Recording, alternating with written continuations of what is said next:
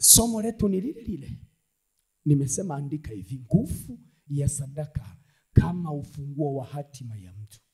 Hatima ni iko hivi: wengine wameitwa kuwa wainjilisti, wengine wameitwa kuwa manabii, wengine wameitwa kuwa wachungaji, wengine wameitwa kuwa mitume. Kwa unakuta sasa hatima zao hawaziishi, lakini sadaka ni moja ya ufunguo ambao unaweza kuruhusu wewe ukarudi kwenye nafasi yako kuishi kwenye hatima. Zaburi ya 50 ule mstari wa 23 anasema, atoae dhabihu za kushukuru ndiye anayenitukuza, naye autengeneza mwenendo wake, nitamuonyesha wokovu wangu. Sasa angalia, vitu vitatu vipo. Moja, anayetoa dhabihu za kushukuru. Kwa hiyo sadaka ya shukrani sio kitu chepesi. Haijalishi unatoa sadaka kwa ajili ya maumivu, haijalishi unatoa sadaka kwa sababu umefurahi. Mungu anasema shukuruni kwa kila jambo, maana katikati ya shukrani kuna mapenzi ya Bwana. Wewe shukuru.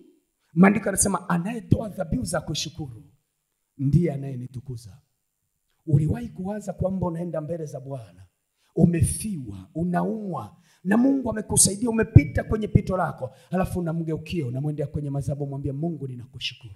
Kwanza yale maombi ni maombi kama ya kutekenya moyo wa Mungu aliye hai. Mungu ninakushukuru kwa sababu umenipitisha kwenye maumivu haya na nimeshinda. Maandiko yanasema anayetoa dhabihu za kushukuru ndiye anayenitukuza. Manake Bwana anauona moyo wa kumpa Mungu nafasi,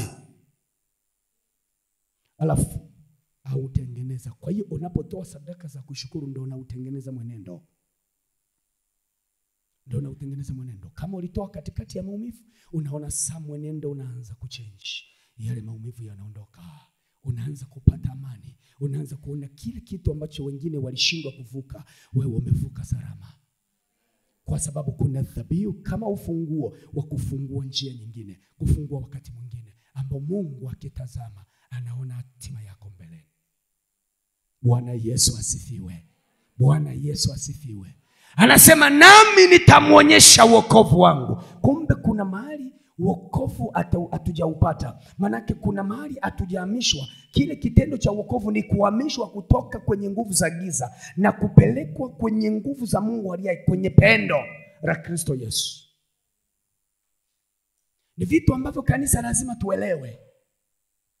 Lazima kanisa tujue hatutoi sadaka ili mradi tunatoa sadaka. Tunatoa sadaka kwa sababu ndani ya sadaka kuna agano.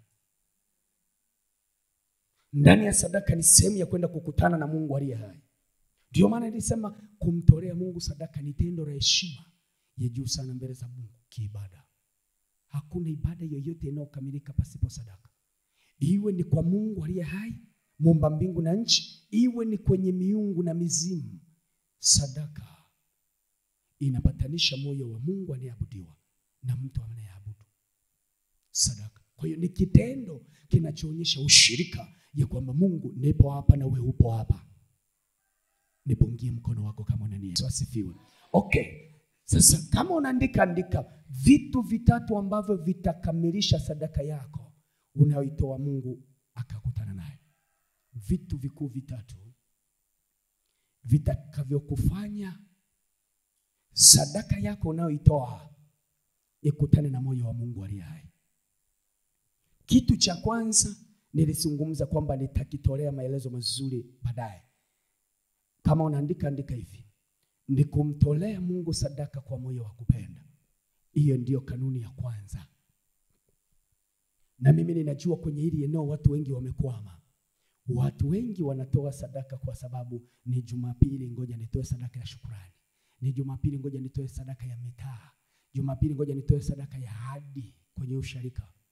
Lakini moyo wa kupenda haupo. Mwingine anakaa kwenye benchi anasema, sasa watu wakiniona sinyanyuki na kuwaje? Kwa hiyo kumbe sadaka yake imeishia kwenye level ya watu kumwangalia. Hajawahi kumruhusu Mungu akaintervene kwenye hiyo sadaka. Anasema wengine wakinyanyuka sasa na mimi watu wanione nikinyanyuka itakuwaje? uwe na uhakika wewe level yako imeishia mabenchini, hujakutana na Mungu aliye hai.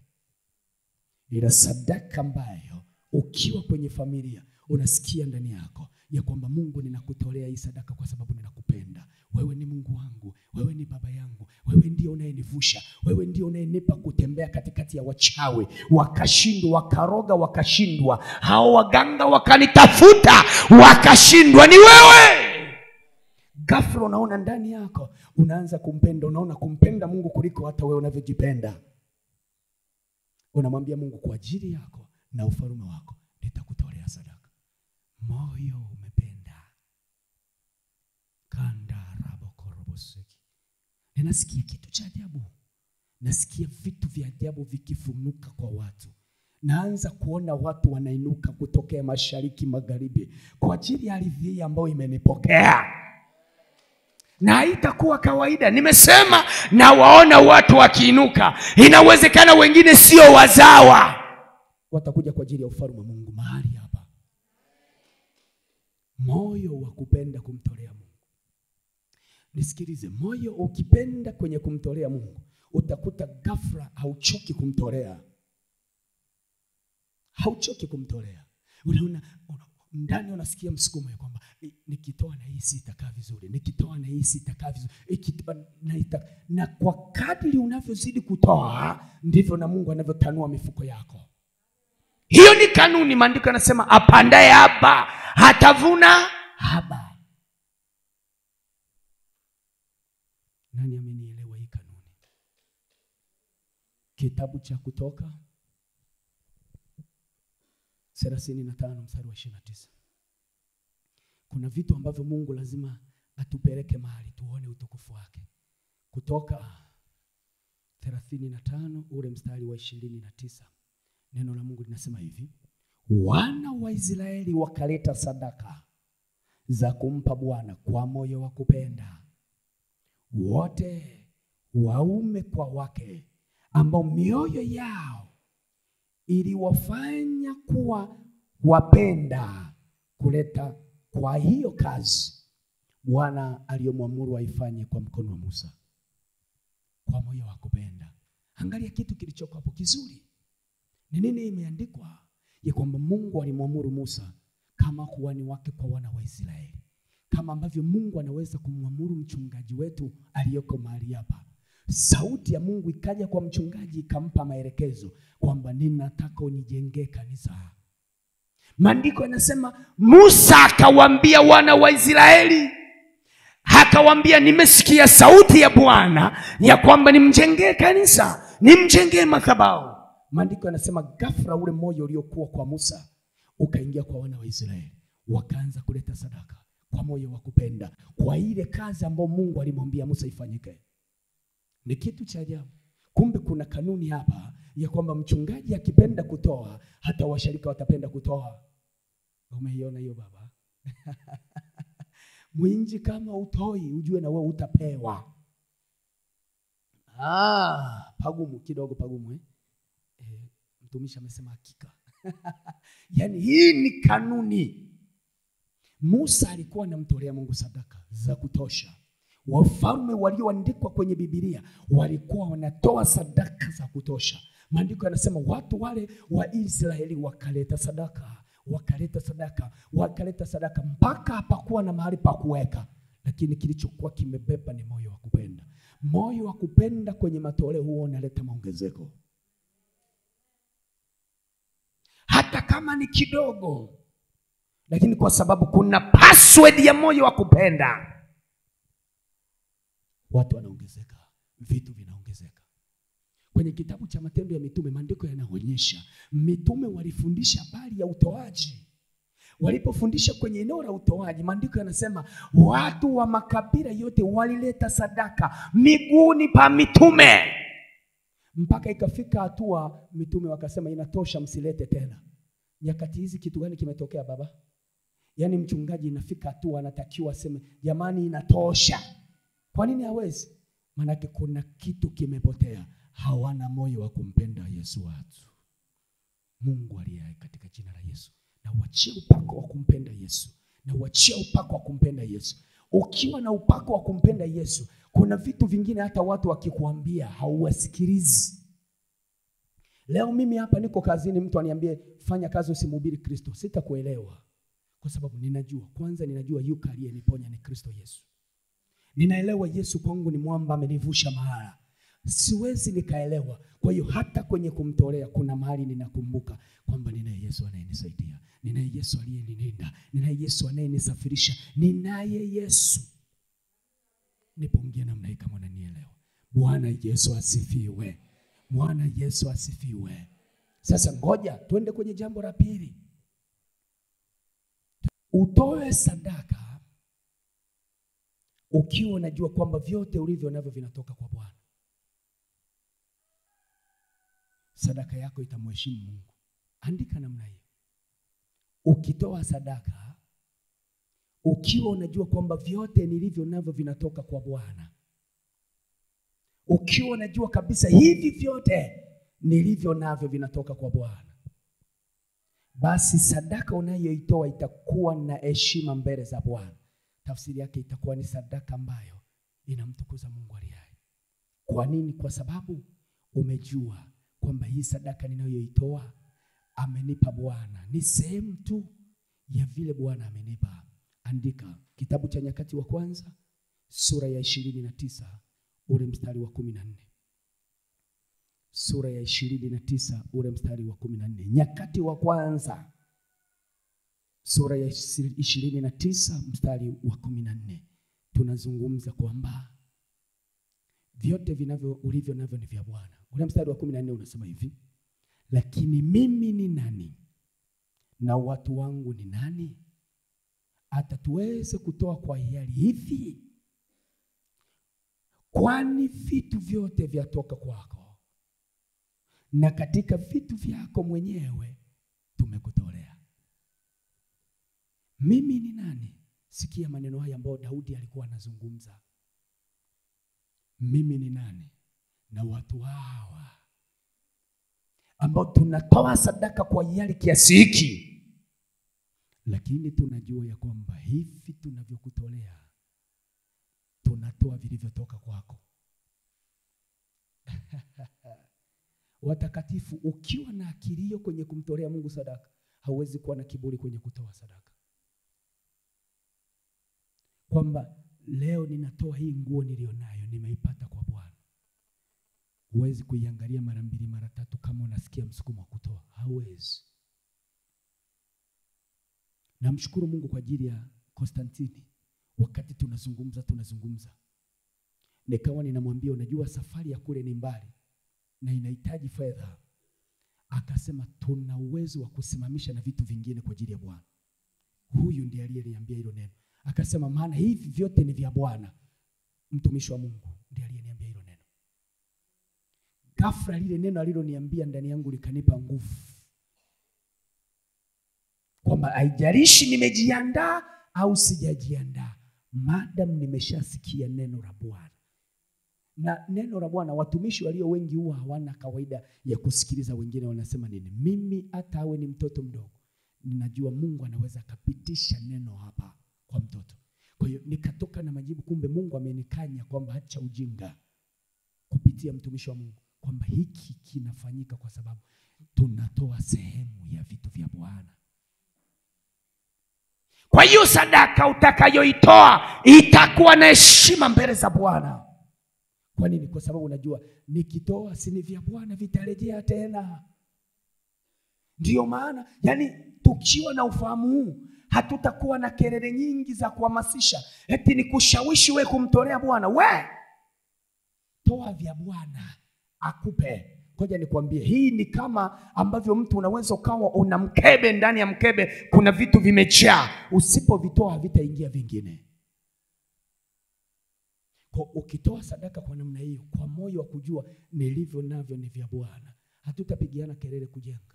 Kila mtu utaona analeta simenti, kila mtu utaona analeta nondo, kila mtu utaona analeta bati.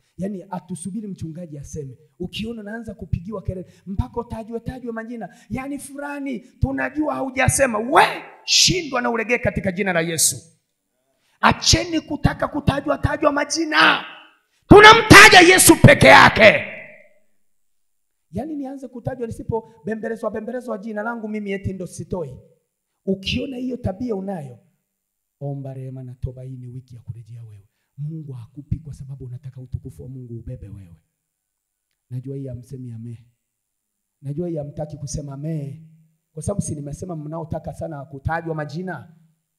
Bwana Yesu asifiwe. Ninasema hivi, ulivyo navyo sio vya kwako. Na ukiwa na kiburi, kwanza wewe unajua baadaye kama utaendelea kuishi. Saujui. Sasa kama unajua baadaye hauna guarantee ya kuishi, ni Bwana ajua. Kwa nini usimtolee? Kwa nini usifanye hii kazi ya Mungu ambao vizazi vinavyokuja vitalikuta jina lako ndio limeandikwa kwenye sadaka? Kitabu cha Methali 3:9. Kitabu cha Methali 3:9. Utaiona sadaka ya kumheshimu Mungu. Mithali 3:9. Utaona sadaka ya kumheshimu Mungu. Maandiko yanasema hivi, mstari wa 9. Mheshimu Bwana kwa mali yako na kwa malimbuko ya mazao yako yote. Sasa angalia, sadaka, sehemu ya sadaka inayomheshimu Mungu ni malimbuko. Unajua malimbuko ni nini? Nitakuja kufundisha baadaye. Ndio maana naomba usije ukakosa kwenye hii semina. Hakikisha kila siku unafika. Kwa sababu kuna vitu vitafundishwa ambavyo ulivichukulia kawaida ndio vimebeba ufunguo wako. Hautakuwa wa kawaida katika jina la Yesu. Mheshimu Bwana kwa mali. Ukiona una mali haimheshimu Bwana, hiyo mali sio ya Mungu muumba mbingu na nchi. Mchungaji, hiyo si iko sawa? Ukiona mali unayo haimheshimu Bwana, ujue hiyo mali ulio nayo sio ya Mungu wala hajakupa. Umepewa na miungu, ambao miungu itachukua ikitaka. Nikimaanisha nini? Kwamba unaweza, Mungu amekubariki, amekupa gari. Hakikisha gari lako limekuwa ibada. Mungu amekusaidia, amekupa mali, amekupa ng'ombe, amekupa mifugo. Hakikisha ile mifugo ni sehemu ya ibada. Baba mmoja huko Morogoro akaniambia, mwanangu, unavyoniona hapa, ana ng'ombe kama 24 hivi. Unavyoniona hapa, mimi lazima kila mwaka nitoe fungu la 10. Yaani lazima nitoe fungu la 10. Aliniambia fungu la limbuko. Maana nilikuwa na mtumishi wa Mungu. Tumeenda kuomba kwenye zizi la mtumishi wa Mungu. Akasema kila mwaka lazima nitoe limbuko la mifugo yangu. Kwa hiyo ni lazima nisimamishe lidume pale liende likauzwe. Nikamwangalia mbaba wa watu. Nikasema okay, huyu baba kama anaamua na mpaka zizi lake linamtumikia Mungu kwa njia sadaka, tafsiri yake maongezeko lazima kwake awepo. Nikaenda mahali sehemu nyingine nikasema hivi, ili kanisa lote tafsiri yake kwenye mavuno hakuna aliye na mbuzi, hakuna anayefuga ng'ombe, watu wana shida gani? Roho Mtakatifu akaniambia wachoyo. Nikasema okay, ngoja muda wa kuhubiri tufike hapa tuanze kusemeshana wale waliobaki na uchoyo wao. Mbona watu walienda kutoa sadaka mara ya pili? Wakasema ni kweli kuna kitu nimekiacha nyumbani. Walimletea mchungaji. Mheshimu Mungu kwa mali. Unayo mali, kama hiyo mali haiwezi kugeuka kuwa ibada, inakuzuia wewe usiende ibadani, inakuzuia wewe usipate muda wa kuomba, umeshapotea. Nipungie mkono namna hii kama unanielewa. Bwana Yesu asifiwe. Jambo la 3, andika. Jambo la 3, andika hivi: mtolee Mungu sadaka kwa kadri ya ulivyobarikiwa. Andika namna hii: mtolee Mungu sadaka kwa kadri ulivyobarikiwa. Mama amecheka. Ulivyobarikiwa. Hilo ni swali la kwanza, anza kujiuliza. Mtolee Mungu sadaka kama ulivyobarikiwa, kwa kadri. Kwa hiyo sadaka yako yoyote unayoipeleka mbele za Mungu ili ibebe ufunguo wa kukufungulia, ni lazima iwe na kipimo cha mafanikio yako mbele za Mungu. Sasa wengine unaweza wakafikiri mimi sikushawishi, ila ninakuambia kwamba kuna vitu uvioni vikitokea kwenye maisha yako kwa sababu unakosea kanuni. Kitabu cha Kumbukumbu la Torati 16 mstari wa 17. Lazima tumtolee Mungu sadaka kwa kadri tulivyobarikiwa. Ikiwa umebarikiwa na vingi, utamtolea Mungu vingi. Ukiwa umebarikiwa na vichache, utamtolea Mungu vichache. Ukiwa unavyo vya kati, utamtolea Mungu kwa kadiri. Ule mstari wa 17, Kumbukumbu la Torati 16, ule mstari wa 17 anasema hivi: kila mtu na atoe kama awezavyo, kwa kadiri ya baraka ya Bwana Mungu wako alivyokupa. Sijui kama watu macho yenu yanaona. Macho yenu yanaona. Kila mtu na atoe. Kila mtu na atoe kama awezavyo. Anza kuingia kwenye kipimo, jipime unavyomtolea Mungu sadaka. Ni kweli ndivyo unavyoweza kutoa? Alafu anasema kwa kadiri Mungu alivyomjalia, alivyompa, alivyomwezesha. Hivi ukikaa kwenye familia yako ukapima ulivyo navyo, ndivyo ambavyo vinatoka kwa Mungu. Kama Mungu anabariki kwa sadaka, mlango wako ukoje huo? Je, mlango umefunguliwa au mlango umefungwa? Manake ninapoongea na wewe nataka ukae na majibu wewe mwenyewe. Wewe ukae kwenye kupima, upime wewe mwenyewe kwamba Mungu amenibariki namna hii. Nina mifugo, nina nyumba, nina kazi, nina watoto. Ninachotoa ni kwa kadiri nilivyobarikiwa, kwa sababu Mungu alichokupa kinatakiwa kitoke sehemu yake iende kujenga ufalme wake. Manake kama nyumbani kwako na watoto 20 wanakula, wanasaza na vyakula vingine wanatupa, vile vyakula vinavyotupa inaashiria kwamba wewe ni mchoyo, kwa sababu kuna wengine ambao hawapati mlo kamili, hawapati kabisa mlo.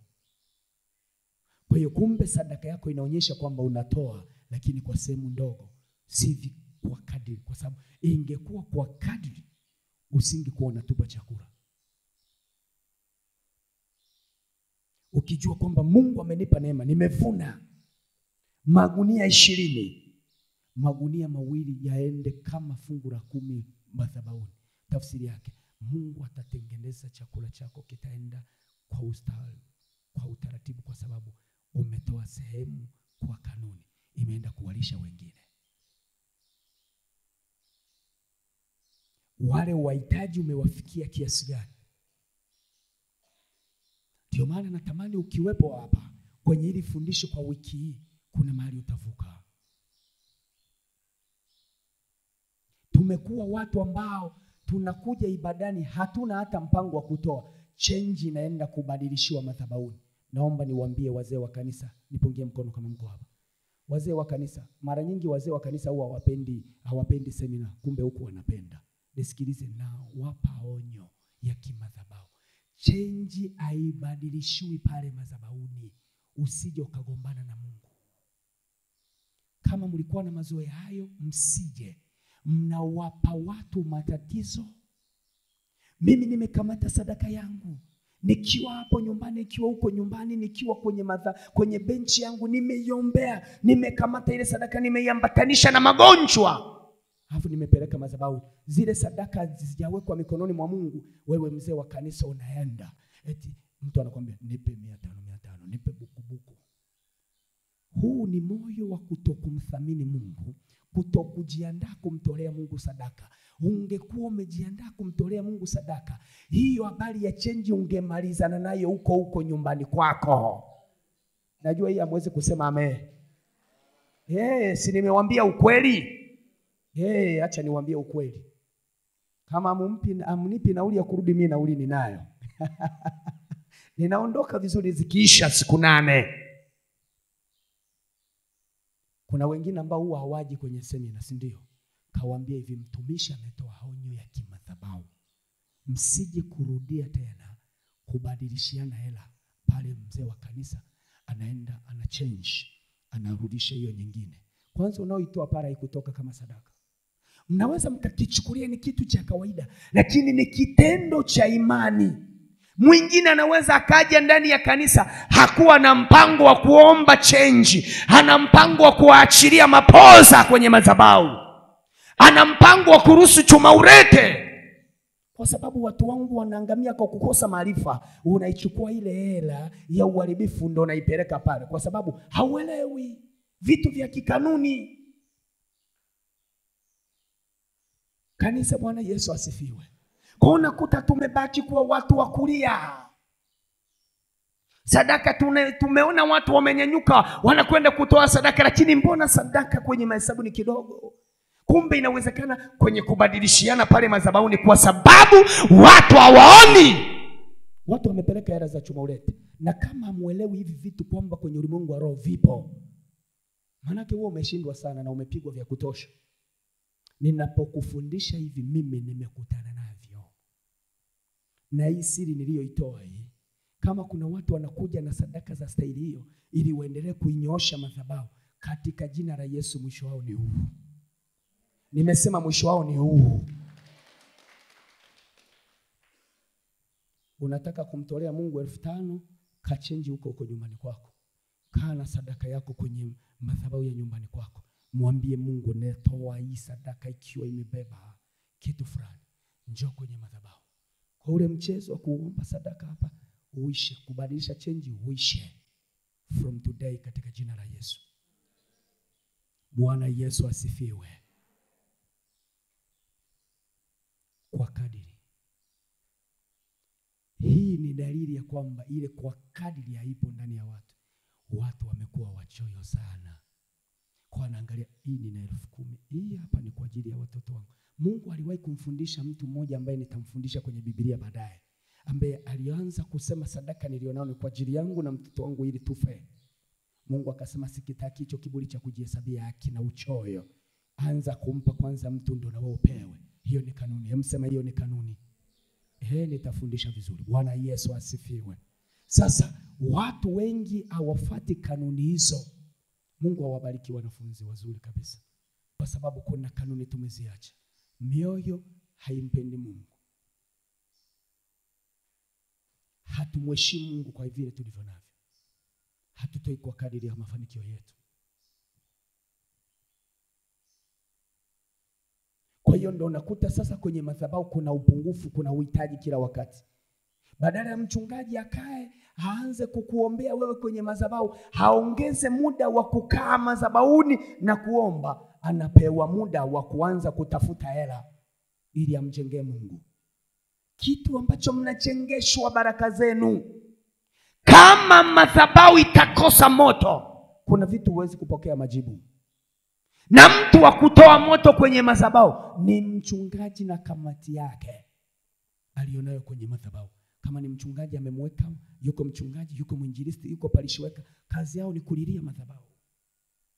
Ukianza kuona watakatifu wa Bwana hawafanyi hii kazi, uwe na uhakika sisi tuliopewa kuwasaidia kama wazee wa kanisa na washarika kwa ajili ya kuhakikisha kazi ya Bwana inaenda, hatuko kwenye nafasi. Hivi vitu tumevikosa. Kwa tutakuta sasa baba wa watu, nimetolea mfano kwa mchungaji wangu aliyoko hapa, lakini ndivyo vinavyolitesa kanisa. Ndivyo vinavyolitesa kanisa.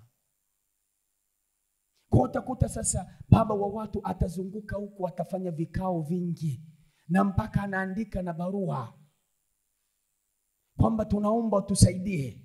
Naomba niwaambie watakatifu wa Bwana, hii ni kanuni, ni lazima watu wamtolee Mungu sadaka kwa moyo wa kupenda. Bwana Yesu asifiwe. Bwana Yesu asifiwe. Sasa wakati ninaelekea kumalizia ili tupate muda wa kumshukuru Mungu kwa sadaka pia. Wakati naelekea kumalizia, hivi watu wengi wamefungwa kwenye miungu ili wasipate moyo wa kumtolea Mungu sadaka. Hiyo ndio tutaenda kumalizia hapo.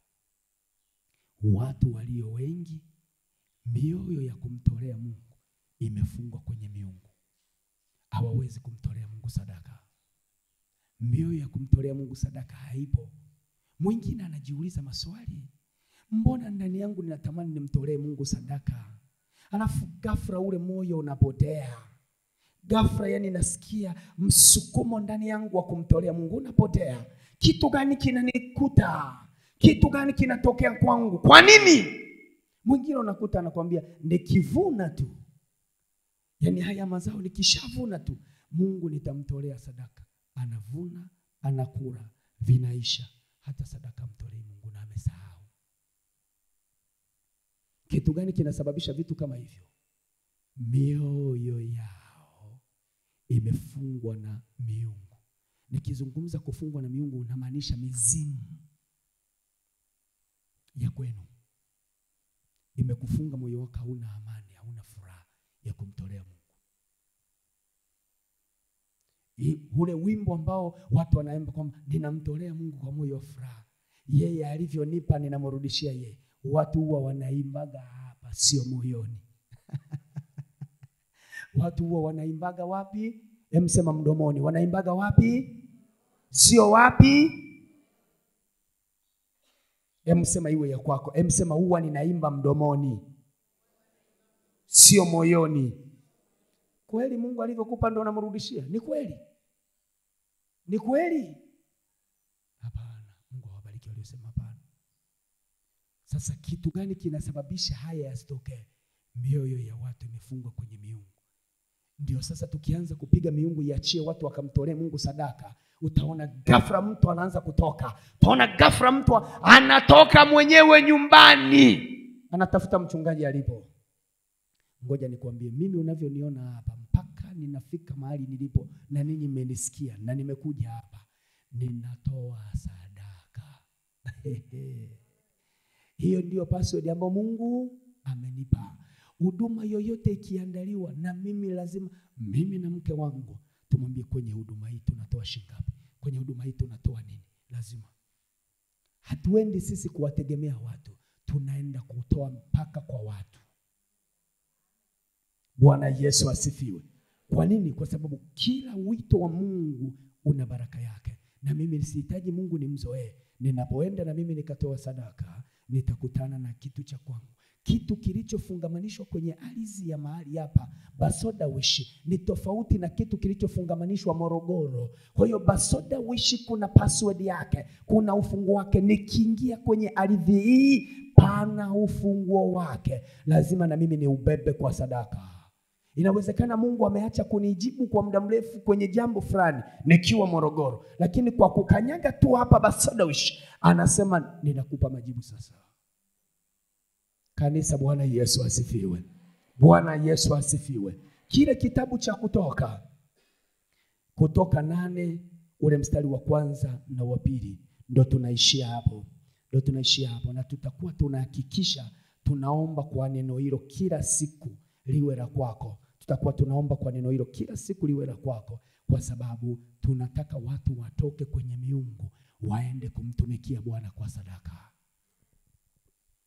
Kanda rabakorobosiki.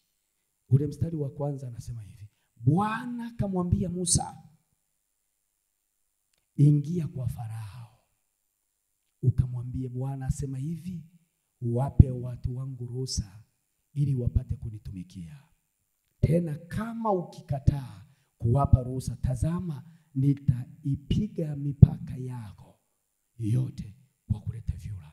Sasa ile kwa kuleta vyura, hemu iache kwanza, ni sehemu ya pigo kwa Musa, kwa Farao, wakati amemzuilia Musa kumpa wana wa Israeli kwenda kumtumikia. Mungu anamwambia Musa, nichukulie wana wangu hawa wa Israeli nilio na agano nao waende kunitumikia. Miungu ya Farao inagoma, inasema haturuhusu hawa watu waende kumtumikia Mungu aliye hai. Kwa hiyo angalia kitu cha ajabu, Mungu akubembelezana na Farao. Hakubembelezana na miungu ya Farao. Mungu aliipiga miungu ya Farao ili iachie wana wa Israeli kwenda kutumika. Kuna saa wewe sikuangalia usoni, tunapiga hiyo miungu yako ikuachie ili moyo wa kumtumikia Mungu uweze kuupata. Kuna watu wana mioyo ndani yao, lakini watajikuta wana sababu nyingi Unakuta mtu anakuambia niko bize. Ukiona kauli za namna hiyo, mtu katikati ya ibada anakuambia niko bize, ni miungu. Mbona hamna hasira ninyi watu? Msema ni miungu. Msema ni miungu. Ukimkuta mtu anakuambia niko bize sana, sina muda wa kumtumikia Mungu, mwambie miungu. Farao alikuwa na miungu, imezuia wana wa Israeli. Musa anawaita wana wa Israeli, njoo tukamtumikie Mungu. Miungu inasema hapana, hamwezi kutoka. Kwa nini? Bado tunawataka muendelee kuwa watumwa wetu. Muendelee kuwa watumwa. Kwa hiyo kuna watu, asilimia kubwa kwenye kanisa ni watumwa wa miungu, wanatumikia miungu, lakini Bwana amemsimamisha Musa awaite waende kumtumikia yeye, na miungu inakataa. Kazi yetu sisi ni kuisambaratisha miungu. Iwaachie watu, iwaachie watu, iwaachie watu. Ndio kazi Mungu aliyotupa. Simama mahali ulipo na kamata sadaka yako. Hiyo sadaka uliyo nayo unaenda kumtumikia Mungu from today. Nikamtumikia katika jina la Yesu. Hii ni semina ambayo ni muhimu sana wazee wa kanisa wahudhurie ikiwezekana, ili waweze kuongoza watu katika njia ipasayo. Kamata sadaka hii. Sema Mungu uliye hai. Ongeza sauti yako. Sema Mungu uliye hai. Mungu uliye hai. Katika jina la Yesu. Katika jina la Yesu. Katika damu ya Yesu. Katika damu ya Yesu. Ninakuja kwako. Ninakuja kwako. Mungu wa utukufu. Mungu wa utukufu. Mungu wa uweza. Mungu wa uweza. Mungu wa nguvu. Mungu wa Mungu wa mamlaka. Mungu wa mamlaka. Wewe peke yako. Wewe peke yako. Uliyewavusha wana wa Israeli watoke kwenye mikono ya Farao na miungu yake. Wewe ni Mungu. Wewe ni Mungu. Uliyewavusha. Uliyewavusha kwa mapigo yako. Kwa mapigo yako. Saa hii ninakuja kwako Mungu uliye hai. Katika jina la Yesu. Ninakuja kwako. Mbele zako. Kwa sadaka hii. Iwe sadaka ya ukombozi kwenye hiyo miungu iliyoshikilia na uchumi wangu, iliyoshikilia na akili yangu, iliyoshikilia na moyo wangu, ili nisikutumikie. Sasa ninatoka kwa hiyo miungu niliyojiungamanisha kwa sadaka za kiasili, za kifamilia. Imenishikilia. Moyo wangu hauwezi kumtolea Bwana. Moyo wangu hauwezi kumtolea Bwana. Sasa hiyo miungu iniachie. Moyo wangu na utoa kwa miungu. Iniachie. Nenda mbele za Bwana, anza kumwambia. Mwambie Baba, moyo wangu uachiwe. Hiyo miungu iachie. Hiyo miungu iachie. Hiyo miungu iachie.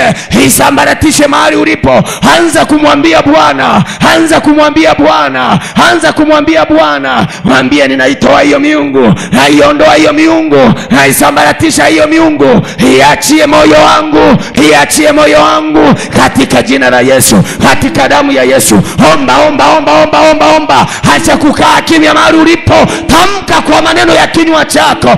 Umeshika sadaka mkononi mwako. Anza kuisemesha. Anza kuiombea. Anza kuitamkia. Iambie miungu ikuachie. Ianze miungu ikuachie. Iambie miungu ikuachie. Na mimi ninapatanisha na moto. Napatanisha na ufunguo wa damu ya Yesu mahali hapa. Watu wakaondolewe wenye miungu. Hayapeleka hayo mapigo ambao Farao na miungu yake walipigwa. Hayo mapigo ambao walipigwa, hata miungu iliyozuia hawa watu ipigwe katika jina la Yesu.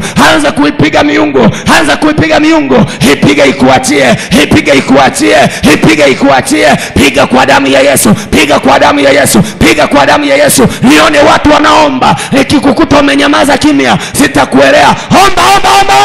Ipiga ipige hiyo miungu, ipige hiyo miungu, ipige hiyo miungu. Kama kuna mahali umekaa, nyanyuka hapo ulipo, simama, anza kutembea tembea, piga hiyo miungu ipige, piga hiyo miungu ipige, piga hiyo miungu ipige, tembea tembea, ukipiga hiyo miungu, piga hiyo miungu iachie, piga hiyo miungu iachie, piga hiyo miungu iachie, piga hiyo miungu iachie, iachie moyo wako, umtumikie Bwana, umtolee Bwana, umtumikie Bwana, umtolee Bwana, iachie hiyo miungu, iachie hiyo miungu, achia akili, achia macho, achia moyo, achia moyo, achia moyo, achia moyo. Enyi miungu, enyi miungu, enyi miungu ya masodawishi, ya masodawishi, achia wana wa Bwana, achia wakamtumikie Bwana. Bwana amenituma mahali hapa, inakuja kwa mamlaka ya Kutoka 7:1, na watoa wanawa, na watoa wanawa, hayabeba mafuta hayo, mafuta ya Yesu wa Nazareti, hayabeba mafuta ya Yesu wa Nazareti, hayabeba mafuta ya Yesu wa Nazareti. Ile fimbo iliyowaongoza wana wa Israeli ikawapa njia, haiachia juu yako, haiachia juu yako. Watu wa Bwana waachiwe, watu wa Bwana waachiwe, watu wa Bwana waachiwe. Endelea kuomba, endelea kuomba. Rapapakora rapapapakopaposekete, ramamamakoria bashakata, rapapakoria masika. Inabadilisha ardhi ya madhabahu ya mahali hapa, inabadilisha ardhi ya madhabahu ya mahali hapa, ibadilike kuwa uweza, ibadilike kuwa nguvu, ibadilike kuwa mamlaka. Hii ni ardhi ambayo Bwana ameigeuza kuwa ardhi kama ile Musa ambaye aliita wana wa Bwana watoke. Ulipo hapa, ulipokanyaga hapa, mwambie Bwana, nimekanyaga kwenye ardhi ya Kutoka. Hii ni madhabahu ya Kutoka, inatoka, inatoka. Rapakoria mashakataya. Endelea kuomba, endelea kuomba, endelea kuomba, endelea kuomba. Utakuja mahali hapa kutoa sadaka, huku kiomba miungu ikuachie, na nguvu za Bwana ni nyingi ziko hapa. Njoo kwa kujiamini, njoo toe sadaka namna hiyo. Bwana anakuvusha hapo, Bwana anakutoa hapo, Bwana anakutoa hapo. Waliokamatwa miguu, waliokamatwa akili, waliokamatwa mioyo, Bwana anawafungua, Bwana anawatoa kwa sadaka hii, watoke kwenye miungu. Waachiwe, waachiwe, waachiwe, waachiwe, waachiwe, waachiwe. Rapapakora basakata, rapapapakora bosekete, rapapapabaria moshaka. Madhabahu wachomoe, ichomoe huduma, ichomoe huduma. Imtore Bwana sadaka. Wapo watu wana vipawa vya kutoa, watu wana vipawa vya kutoa. Watu wachomorewe, watu watorewe, watu waondorewe huko. Rapakoria, rapashakata, rapakorobosekete, rapapapapapapa, rapakomanda, raipaporia. Watu wachomoke, watu watorewe. Mimina moto na mimina moto, na mimina moto na mimina moto, na mimina moto na mimina moto, na mimina moto na mimina moto. Watu wavuke, wavuke katika jina la Baba, la Mwana na Roho Mtakatifu.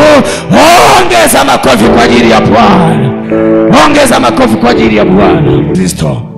Amen. Mchungaji wetu, karibu utoe baraka.